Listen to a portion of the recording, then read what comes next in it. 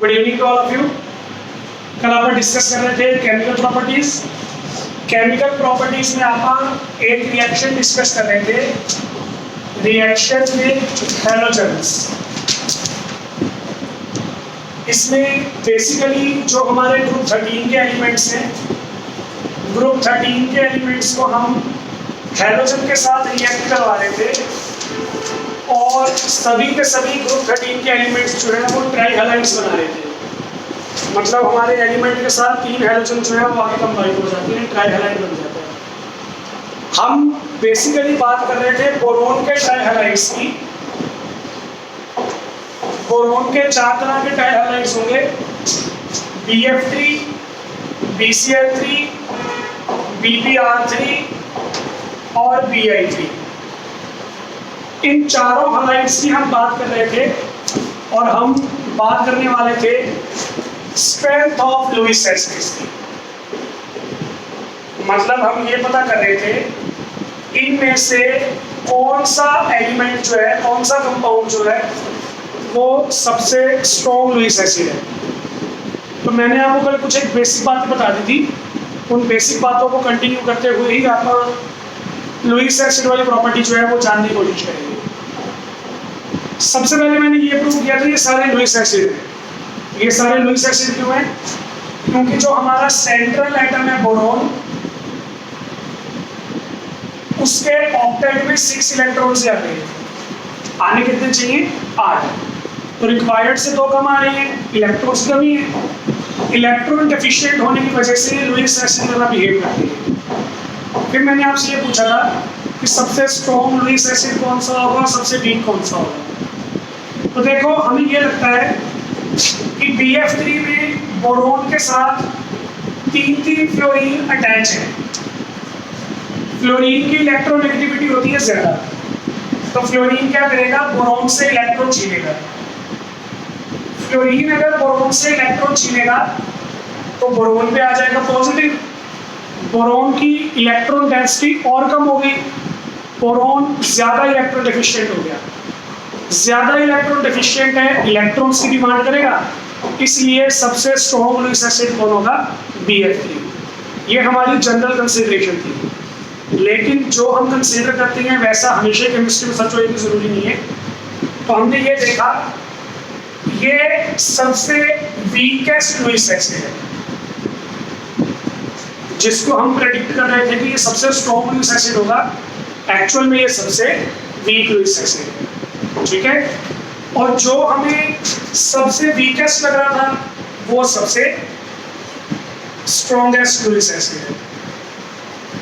मतलब इस कंपाउंड में बोरोन सबसे कम इलेक्ट्रॉन डेफिशिएंट है और इस कंपाउंड में बोरोन सबसे ज्यादा इलेक्ट्रॉन डेफिशिएंट है। तो ऐसा क्यों हुआ, इसके बारे में अपन आज डिस्कशन करेंगे। ठीक है, बहुत ही इजी कंसेप्ट है, मैं आपको रेजोनेंस के थ्रू समझा दूंगा। रेजोनेंस का कंसेप्ट, रेजोनेंस का कंसेप्ट हमने सुना था 4th चैप्टर में, इसको आप डिटेल में पढ़ेंगे ऑर्गेनिक केमिस्ट्री में। और रेजोनेंस का जो इफेक्ट है ना वो मेनली ऑर्गेनिक के लिए है। ऑर्गेनिक के जितने भी कंपाउंड्स होती हैं उनमें बहुत ज़्यादा इंपॉर्टेंट होती है रेजोनेंस का कंसेप्ट। ठीक है ना, तो स्पेशली उनके लिए हम यहाँ पे ज़रूर डिस्कशन करते होते हैं, और मैं आपको यहाँ पे थोड़ा सा बताऊँगा।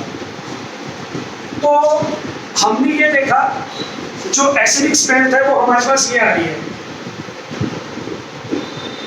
इस एसिडिक स्ट्रेंथ को हम एक्सप्लेन करेंगे। तो हमारे पास हमारी हेडिंग आ गई, एक्सप्लेनेशन की हेडिंग। सबसे पहले इन चारों का स्ट्रक्चर जो है वो प्रेडिक्ट करते हैं। हम क्या कर रहे हैं, बोरोन के साथ 3 हैलोजन लगा रहे हैं। बोरोन के पहले शेल में कितने इलेक्ट्रॉन होते हैं? 3। हैलोजन के पहले शेल में कितने इलेक्ट्रॉन होते हैं? 7। और 3 हैलोजन है तो 7 × 3, टोटल कितने हो गए वैलेंस इलेक्ट्रॉन? 24। स्ट्रक्चर निकालने के लिए आप क्या करेंगे, हमेशा जब भी आपको किसी का स्ट्रक्चर पता करना है सबसे पहले उसके टोटल वैलेंस इलेक्ट्रॉन निकालो। टोटल वैलेंस इलेक्ट्रॉन कितने आ गए? 24। जितने भी हमारे वैलेंस इलेक्ट्रॉन आती हैं इनको 8 से डिवाइड कर दो, तो 24 डिवाइड बाय 8, 8 3 जा 24 कैंसल, तो कितने बॉन्ड पेयर्स आ गए? 3 बॉन्ड पेयर्स आ गए। पहला ऑर्बिटल होता है s ऑर्बिटल, दूसरा होगा p ऑर्बिटल, तीसरा भी होगा p ऑर्बिटल। 3 बॉन्ड पेयर थे ना, ये रहे 3 बॉन्ड पेयर। तो हाइब्रिडाइजेशन क्या आ गई? sp2। जो sp2 हाइब्रिडाइज होती हैं उनका स्ट्रक्चर क्या होता है? Trigonal planar. Trigonal planar. तो इन सभी हैलाइड्स की शेप क्या आ जाएगी? ट्रायंगल प्लेनर आ जाएगी, जो मैंने अभी अभी बनाई थी, ये वाली शेप। ये शेप होती है ट्रायंगल प्लेनर। BF3 की यही शेप है, BCl3 भी यही शेप रहेगी, बस क्लोरीन की जगह क्लोरीन आ जाएगा। सेम ज्योमेट्री होगी BBr3 की और सेम ज्योमेट्री होगी BA3 की। तो एक्सप्लेनेशन देने से पहले मुझे इनका स्ट्रक्चर पता होना चाहिए था, और वो स्ट्रक्चर मैंने यहाँ पे पता कर लिया। ठीक है, कोई दिक्कत नहीं है। अब स्ट्रक्चर हमें पता है, अब आप इसके लुईस एसिड स्ट्रेंथ की बात करते हैं। तो उसमें देखो क्या होगा,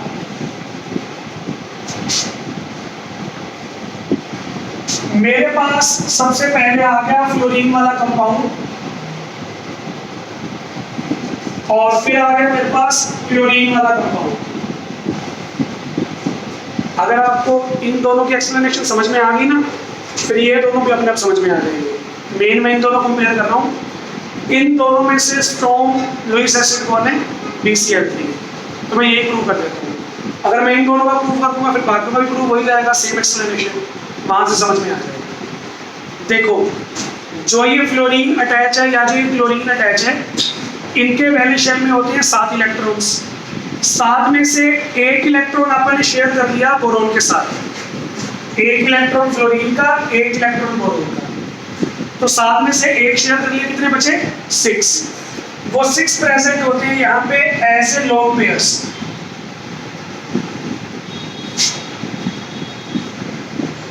ठीक है, बाकी के जो 1 इलेक्ट्रॉन है वो शेयर हुए हैं। अब फ्लोरीन की इलेक्ट्रॉनिक कॉन्फ़िगरेशन क्या होती है?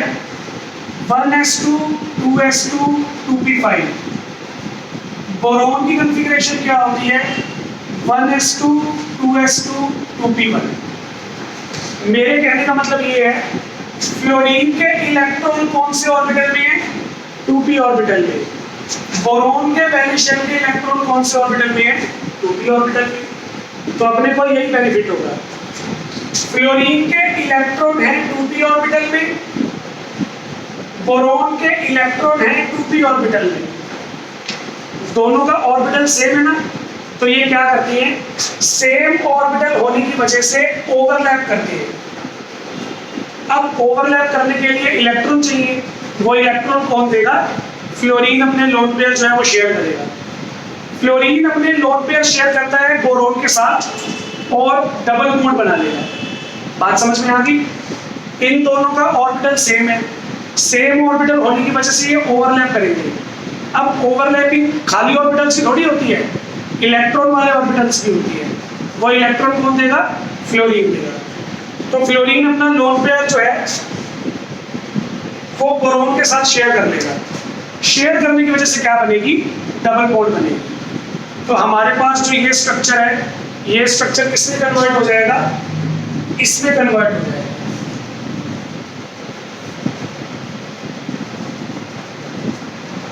सही है, कन्वर्ट हो गया ना, इसलिए मैं ये वाला एरो यूज करता हूँ। इसे बोलते हैं double headed arrow. Double head है इसका, डबल हेडेड एरो।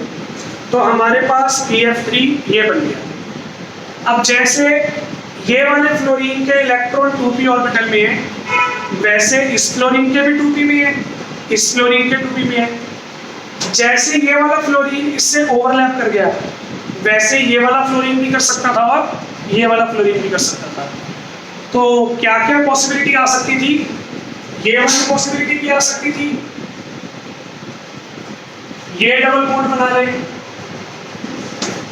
हो सकता है ये वाला फ्लोरीन ओवरलैप कर जाए तो ये बन सकता था, और ये भी पॉसिबिलिटी आ सकती थी। सही है, इसी को बोलते हैं रेजोनेंस। हमारे यहाँ पे BF3 के अंदर सेम ऑर्बिटल होने की वजह से फ्लोरीन अपने इलेक्ट्रॉन बोरोन को डोनेट कर देगा। डोनेट करने से क्या होगा? बोरोन का ऑक्टेट कंप्लीट हो गया। गिनो 2 4 6 और 8। बोरोन के ऑक्टेट में कितने इलेक्ट्रॉन हो गए? 8।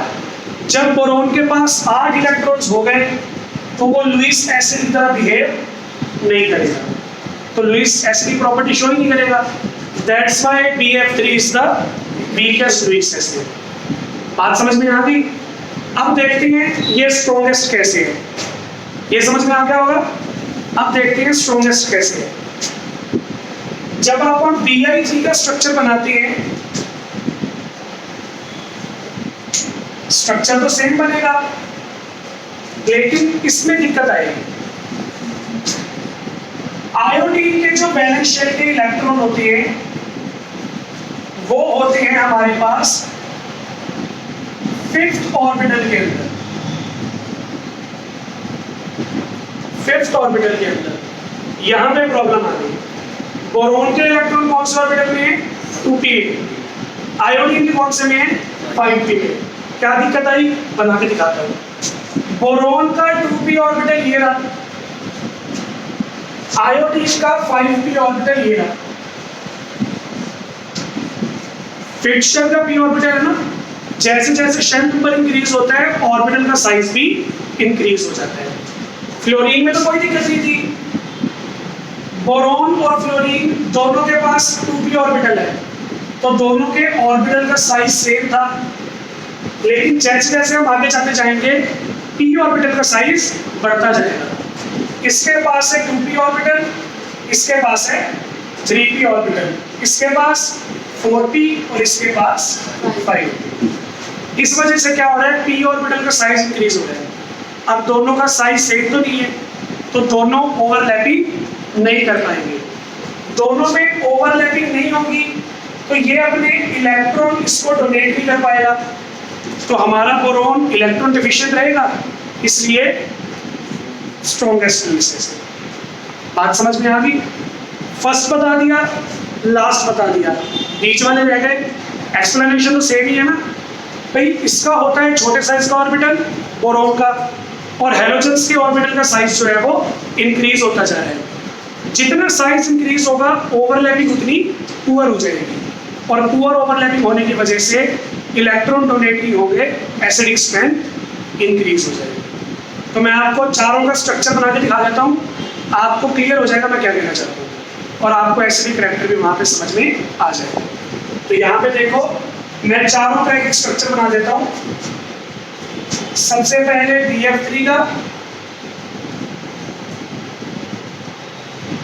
इसमें होता है 2p ऑर्बिटल, इसलिए दोनों का साइज सेम है।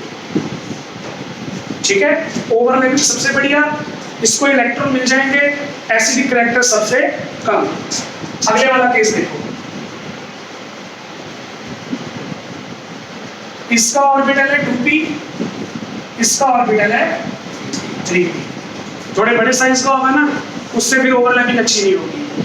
मैं आपको बोलूं, आप 11th के हो, आपके साथ 12th वाले बच्चे पढ़ा देते हैं, बट बिठा देते हैं, और दोनों आपस में फ्रेंडशिप कर लो, दोस्त बन जाओ, नहीं बन पाओगे, क्योंकि आपकी बॉन्डिंग ही नहीं बनेगी। आप अलग क्लास से हो, अलग क्लास से हो, आप अपनी बातें करोगे, इक्विलिब्रियम ऐसा, थर्मोडायनामिक्स ऐसा, आपको अपनी लगी रहेगी, सॉलिड स्टेट ऐसा होता है, सॉल्यूशंस ऐसे होते हैं।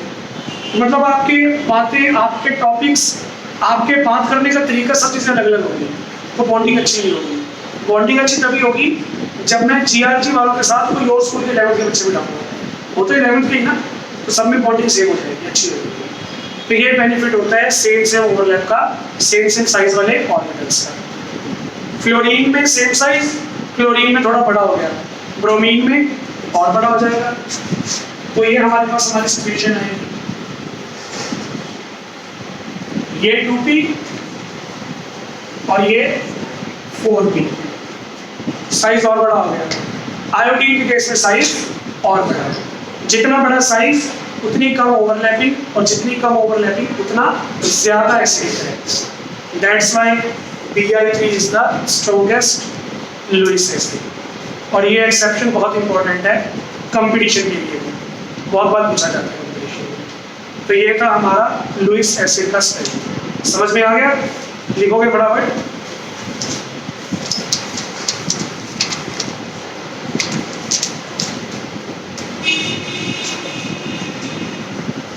BF3 is weakest Lewis acid, whereas Bi3 is the strongest Lewis acid.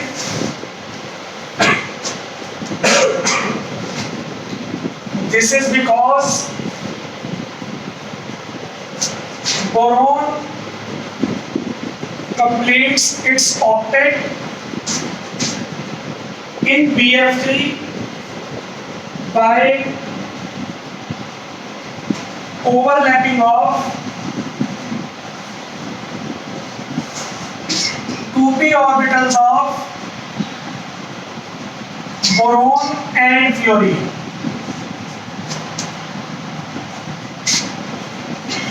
In BF3, weak overlapping between 2p orbital of boron and 5p orbital of iodine takes place. Hence, octet of boron is incomplete. Thus, it behaves as strongest Lewis acid. यह है हमारे पास हमारी explanation. Reaction with halogens वाला topic हमारा यहाँ पे खत्म हो गया केमिकल प्रॉपर्टी से।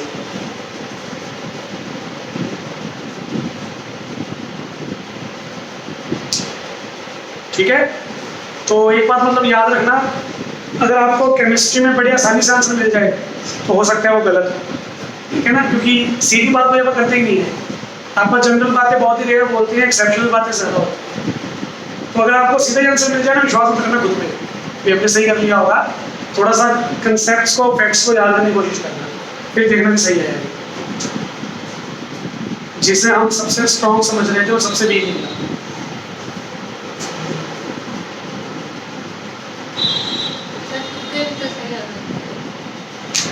तुक्के सही हो जाए उसके लिए रीजन नहीं है, पर तुक्के ना ऑप्शनल में सही लगाने वाली होती है।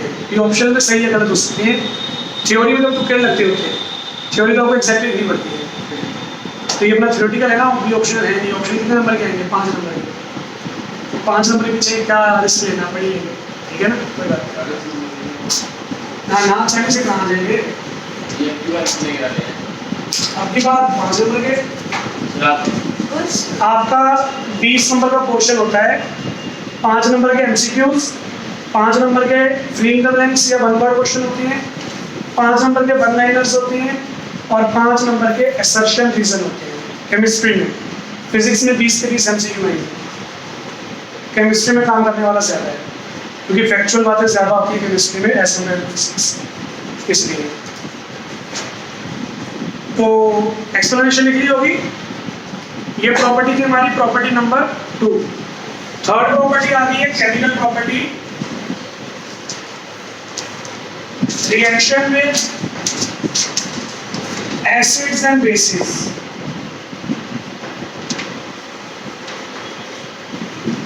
तरह तरह के एसिड और तरह तरह के बेसिस, उनसे रिएक्शन करवाएंगे हमारे ग्रुप 13 के एलिमेंट्स, ठीक है।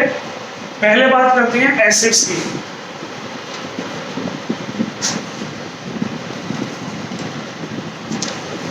तो हमारे पास हमारे 5 एलिमेंट हैं, बोरोन, एल्यूमिनियम, गैलियम, इंडियम और थैलियम। पांचों एलिमेंट्स की प्रॉपर्टीज का कंपैरिजन करते हैं। बड़ा सिंपल सा कंपैरिजन है। बोरोन तो हमेशा अलग ही रहेगा, small size, high effective nuclear charge, absence of p orbitals. Boron का बिहेवियर बाकी सभी एलिमेंट्स के कंपैरिजन में अलग ही रहेगा। तो बोरोन जो होता है वो सिर्फ ऑक्सीडाइजिंग एसिड्स के साथ रिएक्ट करेगा। ऑक्सीडाइजिंग एसिड्स कौन से होते हैं? जिन एसिड्स के पास ऑक्सीजन प्रेजेंट होती है, जैसे नाइट्रिक एसिड है, सल्फ्यूरिक एसिड है, फॉस्फोरिक एसिड है।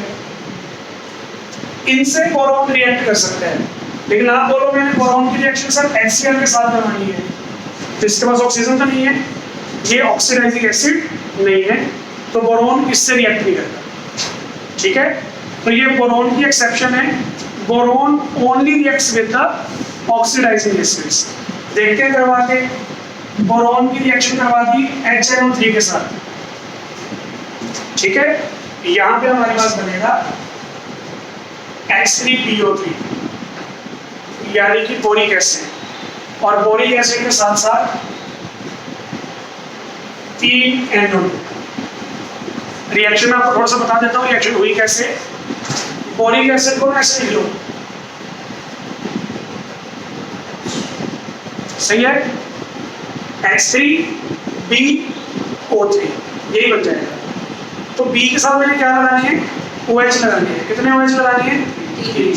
ये OH मिलेंगे कहाँ से, यहाँ से। नाइट्रिक एसिड वैसे लिख लो, HNO3। तो एक नाइट्रिक एसिड से कितने OH मिलेंगे, 1। तो 3 से 3, ये 3 लगा दिए, OH निकालो तो क्या बचेगा, ठीक है ना। ऐसे याद हो जाएगी रिएक्शन। इनऑर्गेनिक की रिएक्शंस याद करने के मेथड नहीं होते, ऐसे ट्रिक्स लगानी पड़ती है। ये तो लिख के याद करो, कोई वो नहीं है। ऑर्गेनिक में तरीके होते हैं, ऑर्गेनिक में आपको तरीके बताए जाएंगे। तो ये हमारे बोरॉन की रिएक्शन हो गई। लेकिन अगर आप बोरॉन को छोड़ दो, बाकी हमारे जितने भी एलिमेंट्स हैं वो ऐसे भेदभाव नहीं करते, वो ऑक्सीडाइजिंग एसिड से भी रिएक्ट करते हैं और नॉन ऑक्सीडाइजिंग से भी करते हैं, दोनों के साथ करते हैं। Other elements reacts with oxidising as well as non oxidising acids, दोनों से रिएक्ट करते हैं। ऑक्सीडाइजिंग वाली रिएक्शन तो मैंने शो करी थी, यहाँ पे सेम प्रोडक्ट बनता, बस इसकी जगह पे एल्यूमिनियम लगा दो, सेम प्रोडक्ट बनेगा। लेकिन नॉन ऑक्सीडाइजिंग वाली नहीं थी, तो नीचे वाले एलिमेंट्स के लिए नॉन वाली कर देता हूँ। एल्यूमिनियम की रिएक्शन करवा दो HCl के साथ, ये नॉन ऑक्सीडाइजिंग एसिड है, ठीक है ना। क्या होगा, एल्यूमिनियम क्लोरीन को ऐड करने का एल्यूमिनियम ट्राइक्लोराइड बन जाएगा। एक HCl से एक क्लोरीन मिलेगा तो 3 HCl लगाने पड़ेंगे, ठीक है जी। तो ये हमारे पास बन जाएगा। बाकी के जो 3 हाइड्रोजन है वो हाइड्रोजन गैस बना के बाहर हो जाएगी। तो ये हमारे पास हमारी एसिड्स की रिएक्शन आ गई ग्रुप 13 के एलिमेंट्स के साथ। जैसे एसिड्स की रिएक्शन शो की है वैसे बेसिस की भी कर सकते हैं।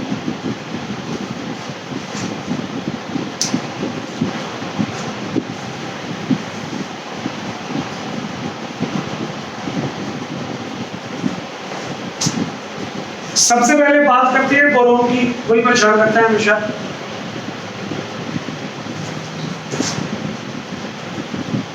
ये बड़ा प्रॉब्लम है। तो सबसे पहले बात करते हैं बेसिस की।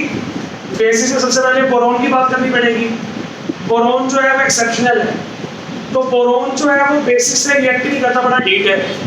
आपने क्या किया, बेस ऐड कर दिया, बोरोन एज इट इज बढ़ा रहा, फिर आपने थोड़ा सा हीट कर दिया 10 degree 20 degree 30 degree 40 degree, boron react नहीं कर रहा, हीट है। बोरोन हीट है, आपका भी हीट है, आप और हीट करते रहे करते रहे करते रहे।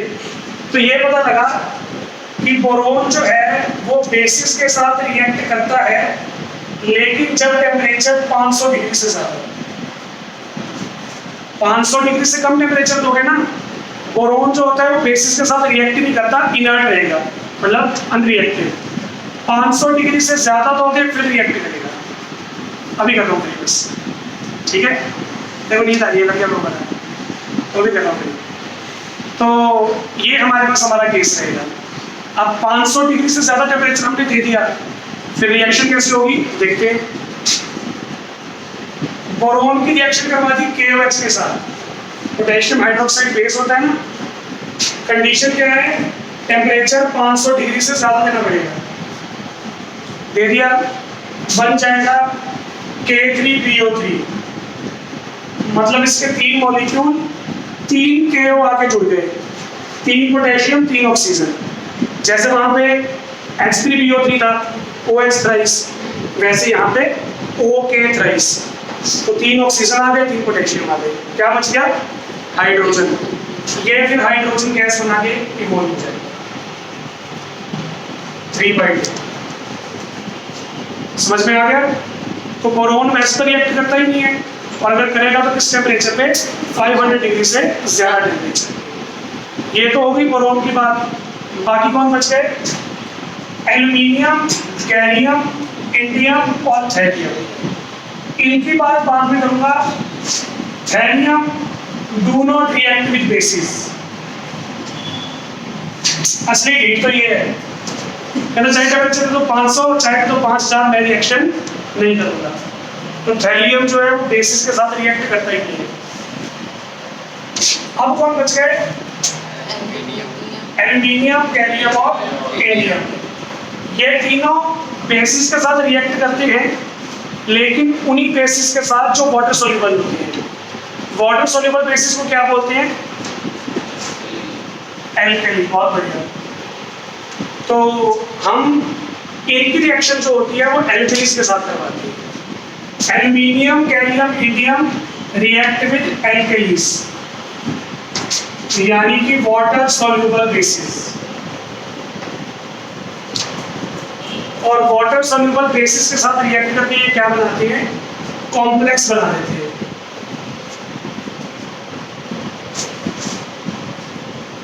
Complex with coordination number 4। अब इसका एग्जांपल तुम्हारा क्लियर हो जाएगा। कॉम्प्लेक्स बनाती है जिसमें 4 मॉलिक्यूल आके जुड़ेंगे, इसलिए कोऑर्डिनेशन नंबर है 4। कोऑर्डिनेशन नंबर का मतलब होता है कितने मॉलिक्यूल आके अटैच होंगे।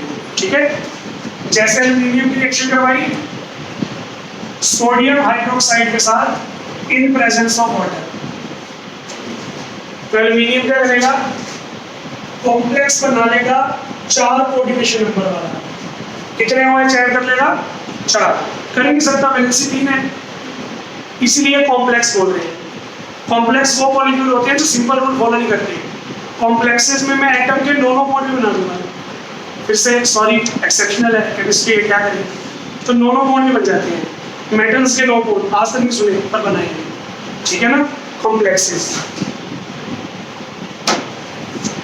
3 तो जोड़ी जाते हैं ना, 3 में तो कोई दिक्कत नहीं है। चौथा जोड़ेंगे तो उसके लिए नेगेटिव चार्ज लगाना पड़ेगा, इलेक्ट्रॉन पल्ले से लगाने पड़ेंगे, वैसे नहीं मिल सकता। और इस नेगेटिव को न्यूट्रल कौन करेगा? तो ये प्रोडक्ट बनेगा कॉम्प्लेक्स। अजीब नहीं लग रहा?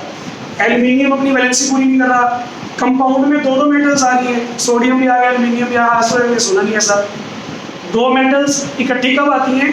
जब एलॉय बनता है, उसके अलावा कभी नहीं आती। एलॉय होता ही मिक्सचर ऑफ मेटल है, मेटल्स का मिक्सचर, तो उसमें तो एक से ज़्यादा मेटल आएंगी आएंगी। कॉम्प्लेक्सेस में एक से ज़्यादा मेटल आ जाती है। ठीक है, तो ये बहुत सारी बातें हैं, अगले साल क्लास मिलेगा, +2 क्लास में 9 चैप्टर आएगा कॉम्प्लेक्सेस का। ठीक है ना। तो ये हमारी कौन सी प्रॉपर्टी थी? बेसिस की प्रॉपर्टी। केमिकल प्रॉपर्टीज यहाँ पे फिनिश हो गई। कल डिस्कस करेंगे इसका एनॉमलस बिहेवियर, ग्रुप 13 पूरा साथ के साथ स्टार्ट करते हैं ग्रुप 14। ठीक है, 3-4 दिन में हो जाएगा।